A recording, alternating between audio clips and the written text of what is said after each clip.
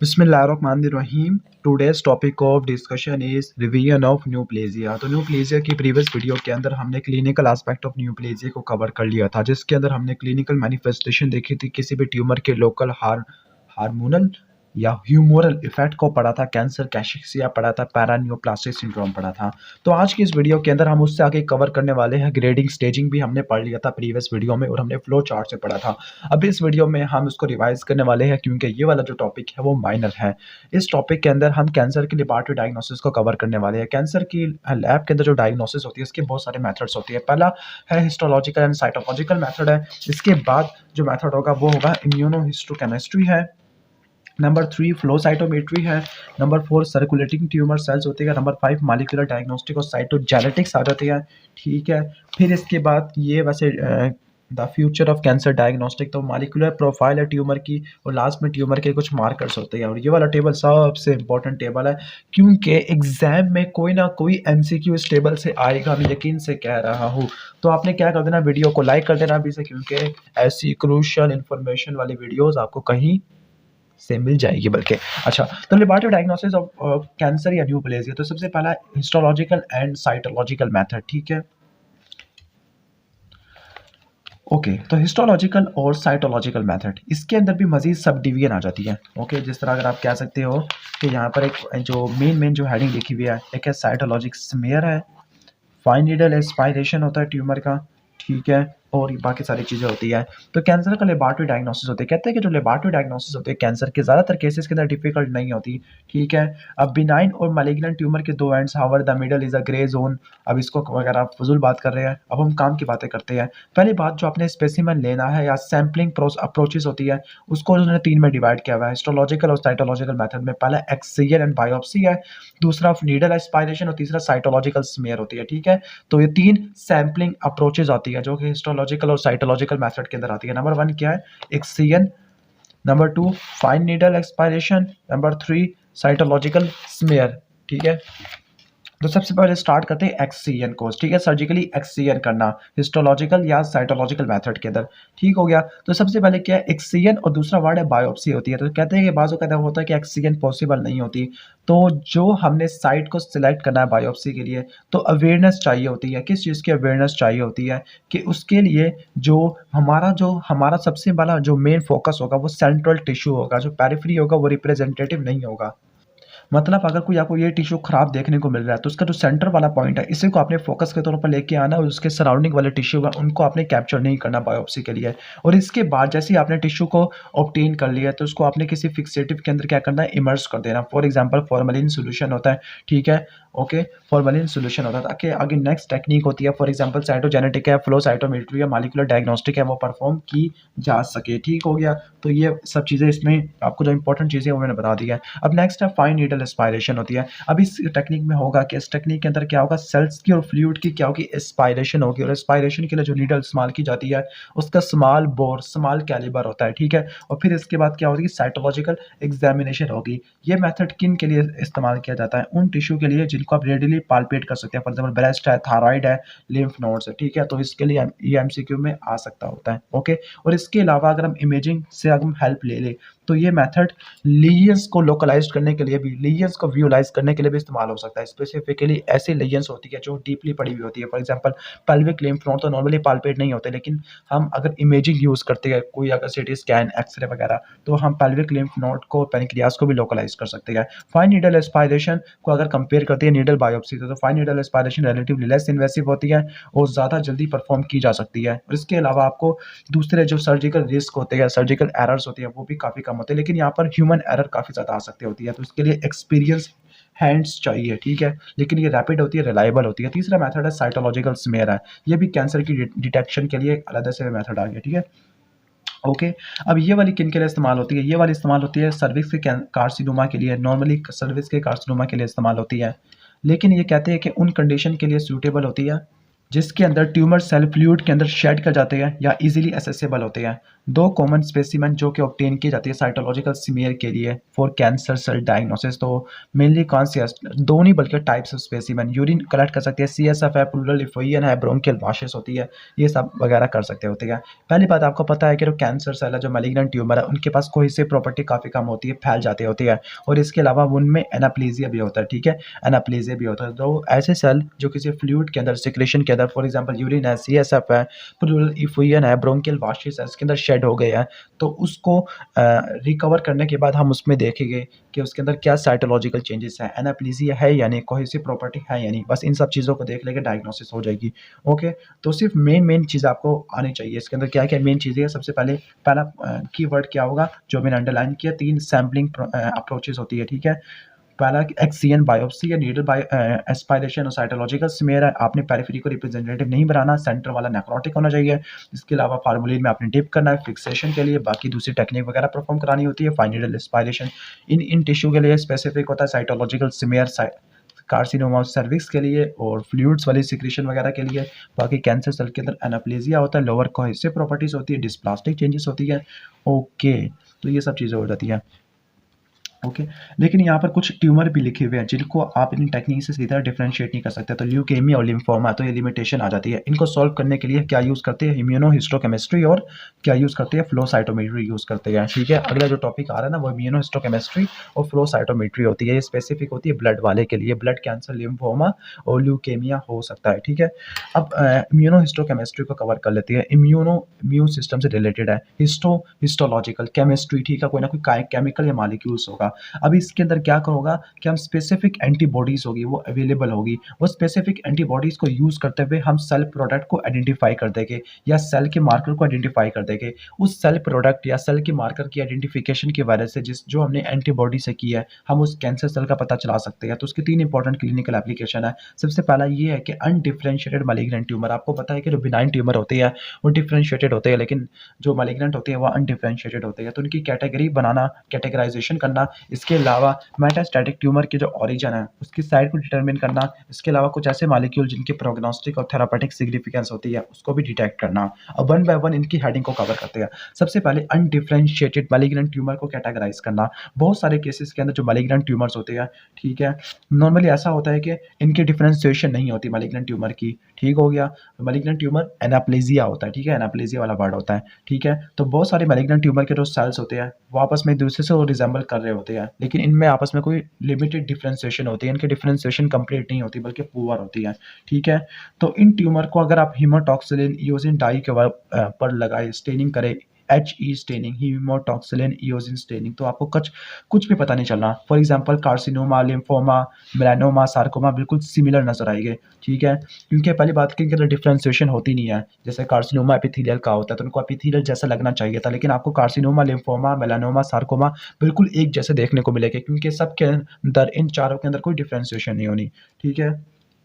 Okay, लेकिन अब इनको आइडेंटिफाई प्रॉपर करना पड़ता है, क्योंकि इनकी जो ट्रीटमेंट होती है, इनकी जो डायग्नोसिस होती है, प्रोग्नोसिस होती है, वो डिफरेंट होती है। अब इसको कैसे करेंगे कि हर सेल के अंदर, हर टिश्यू के अंदर क्या होता है, कोई ना कोई इंटरमीडिएट फिलामेंट होता है। हर सेल के अंदर क्या होता है, स्पेसिफिक इंटरमीडिएट फिलामेंट होते हैं, ठीक है? वो इसके लिए कैरेक्टरिस्टिक होते हैं। फॉर एग्जाम्पल जो साइटोकैराटिन होता है वो किसको पॉइंट करता है? एपिथेलियल ओरिजिन को। फॉर एग्जांपल अगर हमने एंटीबॉडी दी, वो स्पेसिफिक थी साइटोकैराटिन को और इसने साइटोकैराटिन को आइडेंटिफाई कर लिया, तो मोस्ट प्रोबेबली जो ट्यूमर है, जो कैंसर है, वो किसका? एपिथेलियल सेल का, जिसको कार्सिनोमा बोलते हैं। अगर उसने आइडेंटिफाई कर लिया किसके लिए? मसल्स के लिए, तो वो होती है मसल्स में कौन सा इंटरमीडिएट फिलामेंट होता है? डेस्मिन होता है। और जो ब्लड वाले के अंदर, हिमाटोलॉजिकल मैलिग्नेंसी के अंदर साइटोस्केलेटल स्ट्रक्चर नहीं होते, तो ये क्या होती है? इन मार्कर्स को आइडेंटिफाई किया जाता है सेल स्पेसिफिक। और दूसरे सेल स्पेसिफिक मार्कर कौन कौन से होते हैं जिनको इम्यूनोहिस्टोकेमिकल मार्कर्स बोलते हैं? तो उसमें लीनिएज स्पेसिफिक मेम्ब्रेन प्रोटीन्स आ जाती है। For example B cell tumour के अंदर CD20 आ जाती है और बहुत सारे ट्रांसक्रिप्शन फैक्टर्स होते हैं जो हर स्पेसिफिक सेल के लिए स्पेसिफिक होते हैं, ठीक है?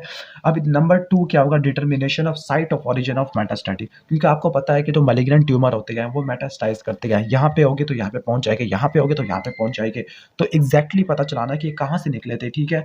ओके, तो पता चलाने के लिए क्या करते हैं हम? इम्यूनोहिस्टोकेमिस्ट्री यूज करते होते हैं। फॉर एग्जांपल एक यहाँ पे एक चीज लिखी हुई है कि जो प्रोस्टेट स्पेसिफिक एंटीजन होते हैं, थायरोग्लोबुलिन्स होते हैं, अगर उनका लेवल ज्यादा हुआ है और हमने एंटीबॉडीज यूज किया है जो उनके लिए स्पेसिफिक थी, तो हमें पता चल जाएगा कि जो ये सेल मार्कर था ये किस ट्यूमर से निकला है। For example prostate specific antigen ये किसको इंडिकेट करेगा, प्रोस्टेट के कैंसर को, ठीक है। हाँ वो आगे फैल सकता होता है लेकिन ओरिजिन क्या था, मेन ओरिजिन क्या था, प्रोस्टेट था। अगर थायरोग्लोबुलिन का लेवल ज़्यादा है तो उसका मतलब थायराइड का कैंसर था।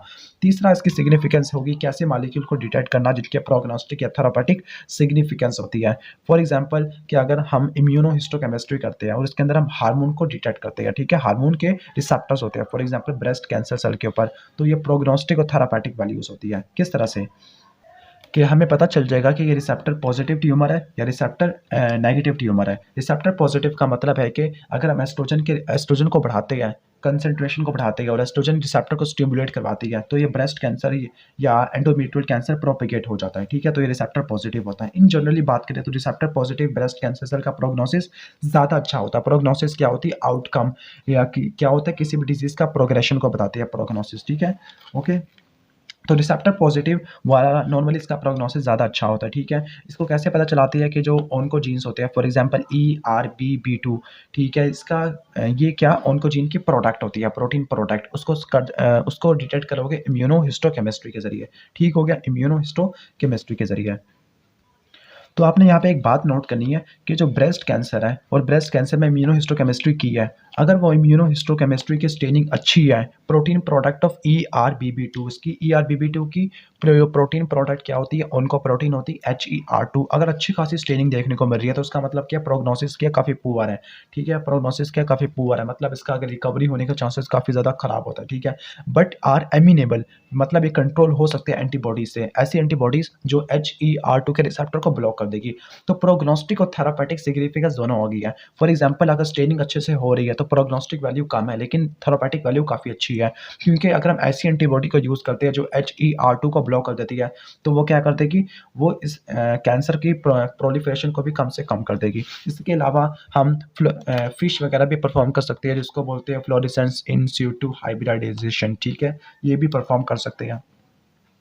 ओके, इसके अलावा जो इम्यूनोहिस्टोकेमिस्ट्री स्टेनिंग होती है किसके लिए होती है, अगर आपने लंग कैंसर को देखना है या लिम्फोमा के अंदर देखना है तो उनके अंदर ALK प्रोटीन होती है, ठीक है, ALK फ्यूजन प्रोटीन होती है जो कि कॉन्स्टिट्यूटिवली एक्टिव होती है। तो अगर हम क्या करते हैं, ALK टायरोसिन काइनेज को इनहिबिट कर देते हैं, ऐसी ड्रग्स या ऐसी एंटीबॉडीज यूज़ करते हैं जो ALK टायरोसिन काइनेज को इनहिबिट कर देती है, तो इस केस के अंदर भी हम न्यूक्लियस को रोक सकते हैं। नेक्स्ट है फ्लो साइटोमेट्री। फ्लो साइटोमेट्री का एक्शन काफ़ी रैपिड होता है, क्वान्टिटेटिवली होती है। अब इसका मेन ये करती क्या है कि क्वांटिटेटिवली सेल के कैरेक्टरिस्टिक्स को मेजर कर लेती है, लेकिन इसके लिए आपको वायबल सेल्स चाहिए, वो भी सस्पेंशन के अंदर। अब इसका मेन पर्पस क्या होता है, ये सेल के एंटीजन को आइडेंटिफाई कर देती है, स्पेसिफिकली जो लिक्विड ट्यूमर्स होते हैं। एक वर्ड यहाँ पर यूज हुआ था सॉलिड ट्यूमर्स वाला, यहाँ पर अगर आप वर्ड नोट करो ना, यहाँ पे लिखा हुआ है ये वाला वर्ड, ओके, तो ये वाला वर्ड है सॉलिड ट्यूमर और एक है लिक्विड ट्यूमर, ठीक है, मतलब ब्लड सेल्स वाला रिलेटेड ट्यूमर, ठीक है, ब्लड से जो टिश्यू ब्लड का जो ट्यूमर होता है ना तो उसको बोलते हैं लिक्विड ट्यूमर। तो बी सेल का या टी सेल का लिम्फोमा होता है, ल्यूकेमिया होता है या माइलॉइड न्यूप्लाज्म होते हैं, उनके लिए स्पेसिफिक होती है फ्लो साइटोमेट्री। और फ्लो साइटोमेट्री और इम्यूनोहिस्टोकेमिस्ट्री का क्या कंपैरिजन होता है, तो फ्लो साइटोमेट्री का एक एडवांटेज होता है कि यहाँ पर मल्टीपल एंटीजन को हम एक वक्त में एसेस कर सकते हैं और यहाँ पर आप बहुत सारी एंटीबॉडी के कॉम्बिनेशन का यूज़ करते हैं, ठीक हो गया। लेकिन इम्यूनोहिस्टोकेमिस्ट्री के अंदर आप स्पेसिफिक एंटीबॉडी को, लेकिन यहाँ पे आप बहुत सारी एंटीबॉडी को इस्तेमाल कर सकते हैं against the antigen on blood cells, okay. अब इसके बाद है सर्कुलेटिंग ट्यूमर सेल होते हैं, ठीक है, और कुछ ऐसे भी इंस्ट्रूमेंट्स होते हैं जिनकी वजह से हम ट्यूमर को डिटेक्ट कर सकते हैं, ट्यूमर की क्वांटिफिकेशन कर सकते हैं, ट्यूमर के कैरेक्टरिस्टिक्स का पता चला सकते हैं, specifically solid tumour, carcinoma, melanoma, जो कि ब्लड के अंदर सर्कुलेट कर रहे होते हैं, ठीक हो गया। अब ये डिवाइस होती क्या है, कुछ ऐसी डिवाइस होती है जो कि 3 डायमेंशनल फ्लो सेल के ऊपर रिलाई करती है, और 3 डायमेंशनल फ्लो सेल किससे कोट होती है, एंटीबॉडी से, और एंटीबॉडी इस ट्यूमर सेल से स्पेसिफिक होती है, फॉर एग्जांपल कार्सिनोमा वाली सेल से, ठीक हो गया। अब बाकी इस पैराग्राफ में और काम की चीज़ नहीं है, लेकिन कहते हैं कि यहाँ पर इसका क्या फ़ायदे होती है कि अर्ली डायग्नोसिस हो सकता है, मेटास्टेसिस के रिस्क का पता चला सकते हैं, और ये मिनिमली इन्वेसिव होता है, ठीक है। ओके, अब इसके बाद है मॉलिक्यूलर डायग्नोस्टिक और साइटोजेनेटिक। देखिए, इसको कवर करने से पहले मैं आपको ट्यूमर मार्कर का थोड़ा बहुत बता देता हूँ, ठीक है, लेकिन इसको भी कवर करने से पहले आपको लेबोरेटरी डायग्नोसिस का ओवरव्यू दे देता हूँ। बहुत सारी सैम्पलिंग अप्रोचेस एग्जिस्ट होती है ट्यूमर की डायग्नोसिस के लिए, फॉर एग्जांपल कौन कौन सी है, एक्सियन है, बायोप्सी है, फाइन नीडल एस्पायरेशन है, साइटोलॉजिकल स्मीयर है, इम्यूनोहिस्टोकेमिस्ट्री और फ्लो साइटोमेट्री का यूज़ करते हैं for the diagnosis and classification of tumour, क्योंकि एक डिस्टिंक्ट प्रोटीन एक्सप्रेशन पैटर्न होता है, वो हर ट्यूमर को डिफाइन करता होता है। जो मॉलिक्यूलर एनालिसिस होती है वो भी ट्यूमर की डायग्नोसिस के लिए और प्रोग्नोसिस के लिए इस्तेमाल होती है, ठीक है। और इसके अलावा जो मिनिमल रेसिजुअल डिजीज़ है उनको भी डिटेक्ट करती है। इसके अलावा कुछ हेरिडिटरी कंडीशंस होती है जो कैंसर करवा सकती है, उसको भी डिटेक्ट करती है। मॉलिक्यूलर प्रोफाइलिंग है या फिंगरप्रिंटिंग वगैरह बोलती है कि डीएनए के सीक्वेंस को मेजर करना, आरएनए प्रोफाइलिंग है, डीएनए कॉपी है, ये भी ट्यूमर की आइडेंटिफिकेशन में इंपॉर्टेंट होती है। बाज़ औक़ात ऐसा होता है कि ट्यूमर कुछ प्रोटीन को रिलीज़ करता है सीरम के अंदर, फॉर एग्जांपल प्रोस्टेट कैंसर के अंदर प्रोस्टेट स्पेसिफिक एंटीजन रिलीज़ होता है, तो ये ट्यूमर मार्कर के तौर पे इस्तेमाल होते हैं। लेकिन ये प्रॉब्लमैटिक होते हैं एज स्क्रीनिंग टेस्ट, क्योंकि इनकी सेंसिटिविटी काफ़ी ज़्यादा लो होती है और स्पेसिफिसिटी भी लो होती है। यानी एक ही जो ट्यूमर मार्कर होता है वो बहुत सारे ट्यूमर के केस में निकल रहा होता है। For example human chorionic gonadotropin वाला ट्रोफोब्लास्टिक ट्यूमर में भी निकल रहा है, उसके अलावा नॉन सेमिनोमस टेस्टिकुलर ट्यूमर के अंदर भी आ रहा है। कैल्सिटोनिन ये मेडुलरी कार्सिनोमा ऑफ थायराइड के अंदर आ रहा है। कैटेकोलामिन फियोक्रोमोसाइटोमा के अंदर आ रहा है। Ectopic hormone paraneoplastic syndrome, एंडोक्राइनोपैथी। Alpha fetoprotein का एमसीक्यू बहुत ज़्यादा आया है इस टेबल के अंदर, जिसको मैंने अंडरलाइन किया हुआ है ना, और जब मैंने अजीब-अजीब एरो मारे हुए हैं, इनको आप समझना इन एरो को, मैं बल्कि बाद में समझा दूँगा। अल्फा फीटोप्रोटीन देखो लीवर का सेल है, हेपेटोब्लास्टोमा है, हेपेटोकार्सिनोमा इनके अंदर आ जाती है। इसके अलावा नॉन सेमिनोमस जर्म सेल ट्यूमर और टेस्टिस है। अब ये वाला मैंने इसलिए लिखा हुआ क्योंकि इसके अंदर non seminomatous germ cell tumour और टेस्टिस के अंदर एचसीजी और अल्फा फीटोप्रोटीन दोनों का लेवल ज़्यादा हो जाएगा, ठीक है। और जो ओन्कोफीटल एंटीजन है, कार्सिनो एम्ब्रियोनिक एंटीजन है, इसके लिए मैंने निमोनिक लिखा है SPLSH, ठीक है। सी से क्या होगा, कोलोन होगा, पी से क्या होगा, CPL से याद किया हुआ है, कैरिबियन प्रीमियर लीग है CPL, तो कोलोन पेनक्रियाज लंग है और शी है तो स्टोमक और हार्ट, ठीक है। बाकी इम्यूनोग्लोबुलिन्स मल्टीपल माइलोमा में आते हैं। प्रोस्टेट स्पेसिफिक एंटीजन प्रोस्टेट के अंदर CA 125 199 और 153 125 ओवेरियन के अंदर 15 3 ये आता है ब्रेस्ट कैंसर में, और ये वाला 99 आता है कोलोन और पेनक्रियाज वाले में, CP वाले में। अब ये वाला थोड़ा सा मुश्किल है, लेकिन अगर जहाँ सीरम आ जाएगा, ठीक है, तो वहाँ लंग कैंसर आपने ऐड कर देना है। जहाँ स्टूल और सीरम दोनों आ जाएगा तो वहाँ पे कोलोन कैंसर आ जाएगा। जहाँ स्टूल और सीरम दोबारा आ जाएगा, लेकिन यहाँ पर आप रास की बातें करोगे तो सिर्फ पेनक्रियाटिक कैंसर आ जाएगा, स्पूटम आ जाएगा तो लंग आ जाएगा, यूरिन आएगा तो फिर ब्लैडर का आ जाएगा। बस इस तरह से आपने इसको याद रखना है, ओके। ट्यूमर मार्कर की डेफिनेशन एग्जाम में आ जाती है। ट्यूमर मार्कर्स क्या होते हैं, ट्यूमर मार्कर्स क्या होते हैं, कुछ स्पेशलाइज्ड प्रोटीन प्रोडक्ट होती है जो कि सीरम के अंदर रिलीज हो जाती है, और ये कौन प्रोड्यूस करता है, स्पेसिफिक ट्यूमर प्रोड्यूस करता है, ठीक हो गया। अब इनकी क्या सिग्निफिकेंस होती है, कहते हैं कि इनकी सेंसिटिविटी और स्पेसिफिसिटी काफ़ी ज़्यादा लो होती है, ठीक है। लेकिन ये कैंसर की डिटेक्शन वगैरह में, और इसके अलावा कि ट्यूमर का रिस्पॉन्स क्या होगा थेरापी के ऊपर, और ट्यूमर का रिकरेंस क्या होगा, तो 3 इनके फ़ायदे होते हैं। पहला फ़ायदा क्या होगा, ट्यूमर कैंसर की डिटेक्शन है। दूसरा फ़ायदा क्या होगा कि ट्यूमर थेरापी को रिस्पॉन्ड करेगा नहीं करेगा। तीसरा फ़ायदा क्या होगा, ट्यूमर की रिकरेंस को चेक करते हैं कि ट्यूमर वापस तो नहीं आ जाएगा। जैसा प्रोस्टेट स्पेसिफिक एंटीजन के केस के अंदर, ये प्रोस्टेट स्पेसिफिक एंटीजन किस में रेज़ होता है, प्रोस्टेटिक एडिनोकार्सिनोमा के अंदर, और कार्सिनो एम्ब्रियोनिक एंटीजन वगैरह ये किस केस के अंदर हो जाता है, CPLSC वाला में आपको मैंने बताया था, लेकिन यहाँ पे इन्होंने ब्रेस्ट वगैरह भी ऐड कर दिया, तो उसको ध्यान से आप पढ़ लेना, ओके।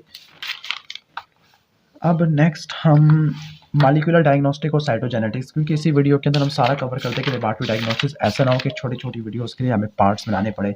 तो मॉलिक्यूलर डायग्नोस्टिक और साइटोजेनेटिक्स होती है, इनकी क्या-क्या फ़ायदे होते हैं। पहला डायग्नोसिस ऑफ मैलिग्नेंट नियोप्लाज़्म, दूसरा फ़ायदा क्या होगा, प्रोग्नोसिस ऑफ मैलिग्नेंट नियोप्लाज़्म। डायग्नोसिस और प्रोग्नोसिस का फ़र्क तो पता है ना, डायग्नोसिस का मतलब होता है तशख़ीस करना, लेकिन प्रोग्नोसिस का मतलब है इसका आगे पेशेंट गोई करना कि हालत ठीक हो रही है, नहीं हो रही, प्रोग्रेशन क्या डिज़ीज़ का। Detection of minimal residual disease है, diagnosis of hereditary predisposition to the cancer, ये सब चीज़ें मैं आपको समरी से बता चुका हूँ। Guiding therapy with oncoprotein directed drugs और identifying mechanism of drug resistance, liquid biopsy होती है। तो 1 2 3 4 5 6 इसकी क्लिनिकल सिग्निफिकेंस है। जो ये वाला टॉपिक इतना इंपॉर्टेंट नहीं है, तो अभी हम इसको यहाँ पे वैसे अभी छोड़ रहे हैं, ठीक है। तो पहला डायग्नोसिस ऑफ मैलिग्नेंट नियोप्लाज़्म होती है, ठीक है। तो यहाँ पे एक एग्जांपल दी हुई है, वो है टी सेल कार्सिनोमा और बी सेल कार्सिनोमा। कहते हैं कि जो टी सेल और बी सेल का जो ट्यूमर होता है वो सिंगल सेल से डिराइव्ड होता है। तो आपको पहले डेफिनेशन बता दूं, what is mean by what, monoclonal और पॉलीक्लोनल। मोनोक्लोनल एक ही सिंगल पैरेंट सेल से डिराइव्ड होना, और दूसरा होता है पॉलीक्लोनल। पॉलीक्लोनल ये प्रॉपर्टी होती है रिएक्टिव। रिएक्टिव का मतलब होता है कि आपकी बॉडी में एंटीजन आया, उसके अगेंस्ट एंटीबॉडी या टी सेल एक्टिवेट होना शुरू हो जाते हैं, और ठीक है, और बहुत सारे टी सेल एक्टिवेट होना शुरू हो जाते हैं, हालांकि एंटीजन तो स्पेसिफिक होता है। लेकिन मोनोक्लोनल के केस के अंदर सिंगल पैरेंट सेल से बहुत सारे डॉटर सेल बनना शुरू हो जाते हैं। तो यहाँ पे एक वर्ड रिएक्टिव है, दूसरा नियोप्लास्टिक होता है। तो हम क्या करते हैं, PCR बेस्ड इवैल्यूएशन करते हैं, ठीक है। क्योंकि ऐसा होता है कि जो बी सेल और जो टी सेल सिंगल सेल से निकलते हैं, मोनोक्लोनल होते हैं, इनके पास unique antigen receptor gene rearrangement होती है। मतलब उनका जो एंटीजन वाला रिसेप्टर होता है, टी सेल रिसेप्टर और बी सेल रिसेप्टर, उसके अंदर जीन रीअरेंजमेंट हो जाती है, ठीक है। अब ये वाला डिपेंडिंग अपॉन कि मोनोक्लोनल है और पॉलीक्लोनल है, तो उसको पता चलाने के लिए आप पीसीआर वगैरह परफॉर्म करते हो, ठीक है। उसके अलावा फिश वगैरह भी परफॉर्म करते हो, साइटोजेनेटिक एनालिसिस वगैरह करते हो, जो हमारे किसी काम का नहीं होता है, ठीक है। लेकिन यहाँ पे सार्कोमा लिखा हुआ है कि एक sarcoma childhood card round blue tumour होता है। तो इसको मॉर्फोलॉजी की बेस पर जो मैं लाइन अंडरलाइन करो आप इसको नोट कर लेना। इसके बाद है प्रोग्नोसिस का आगे मतलब रिकवरी वगैरह आगे वगैरह पूछ लेते हैं, ठीक है। एक एग्जांपल दी हुई है, फॉर एग्जांपल NMYC, एन से मुराद न्यूरोब्लास्टोमा, ठीक है, न्यूरोब्लास्टोमा ओलिगोडेंड्रोमा। अब MYC होता क्या है, ट्यूमर सप्रेसर जीन होता है, लेकिन जब ये लॉस हो जाएगा तो फिर क्या हो जाएगा, इसकी वजह से कैंसर वगैरह हो सकता है, ठीक है। इसके बाद detection of minimal residual disease है कि बाज़ वक़्त ऐसा होता है कि थोड़े बहुत सेल अगर बच जाती है, ट्रीटमेंट वगैरह हो जाता है, अगर थोड़ा बहुत डिजीज़ वगैरह है, थोड़े बहुत सेल रह गए हैं, तो वो दोबारा से कैंसर वगैरह करवा सकते हैं, उनकी डिटेक्शन भी इससे वगैरह कर सकते हैं, ठीक है। इसके अलावा कुछ हेरिडिटरी फैक्टर्स होते हैं जो कैंसर की प्रीडिस्पोजिशन को बढ़ा देते हैं। इसकी एग्जांपल BRCA यानी BRC है, BRCA2, ठीक है, जो कि ब्रेस्ट कैंसर वगैरह करवा देते हैं, तो ये हेरिडिटरी प्रीडिस्पोजिशन है, ठीक है।